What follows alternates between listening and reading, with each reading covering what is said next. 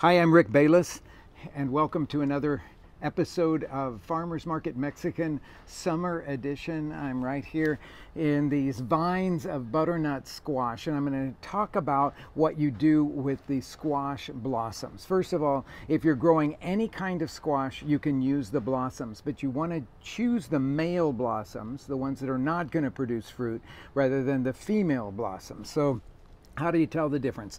The first thing you look for is a bulbous piece right here. If there's a bulb at the base of that blossom, that indicates that it's a female blossom. The other thing is that on the inside of it, you can see that there's just one pistil in the inside of it, a single thing. It doesn't look like four little pieces coming up there.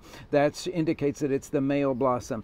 When you harvest them, you simply just break them at the stem like that, and you're ready to go. I'm going to take you to the kitchen now and show you what to do with beautiful squash blossoms. We're going to turn those squash blossoms into squash blossom soup. I know that sounds really exotic, but it's a very simple dish to make, and it's really, really delicious. I'm starting here with some onions that I have browned in butter, and now I'm going to show you what you do with the squash blossoms over here.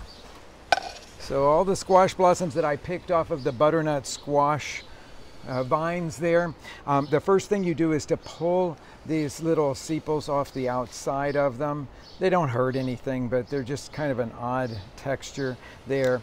Then pop the end stem off of it, open it out like this so that you can pull the pistil out of it, and that's the only cleaning that you really have to do with these squash blossoms. I'm going to cut them crosswise like this. Now I leave the little base on them because I think it has a sort of vegetable-like flavor. I think it's really delicious and good. So we're going to put those into a blender here, add some corn to that, another beautiful golden vegetable, a little bit of masa harina. You could put some cornstarch in there, but I like to use the powdered mix that is used for making corn tortillas. I think that adds a really nice flavor to it. I'm going to scrape in the browned onion and then add a couple of cups of chicken broth. Now this is a light flavored soup, and I want to keep it that way. So I will just go to the store and buy chicken broth if I don't have anything, but you certainly don't want to use a really rich chicken stock that's going to overwhelm all these flavors. I'm going to turn it on now and blend it until it's smooth.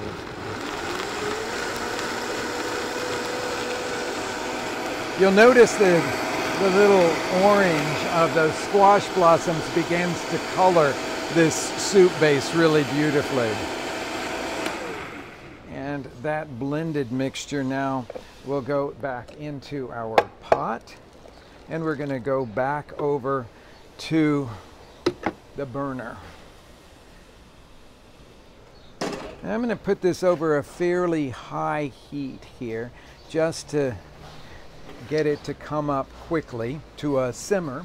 And as it comes up to a simmer, I want to continue to stir it because the masa harina is going to be our thickening agent in this, the way that cornstarch would thicken it as well. And I just want to make sure that there's no little lumps as it's coming up to that temperature. Now there's several vegetables that are going to go in here, little particulate matter as we would call it, that I think are going to be really delicious. One is going to be a little more corn that's going to go in there. The next is a little bit of zucchini, and of course in the middle of the summer there's all different kinds of summer squash you could choose from at your farmer's market, whether it's zucchini, the light-skinned tatume squash that they eat so much in Mexico, or any of those yellow crookneck squash, or any of the other kind of summer squash that appeals to you, patty pans and so forth. The last thing that's going to go in here is some roasted poblano chili. Now, roasted poblano chili, I've got my little show and tell over here.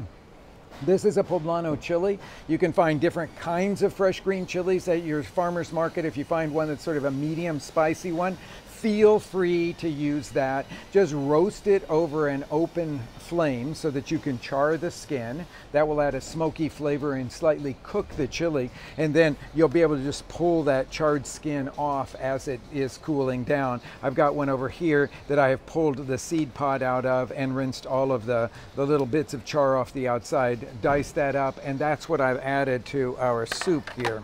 Now stir this and let it come to a simmer and cook it just as long as you want for the doneness of those vegetables to be to your taste.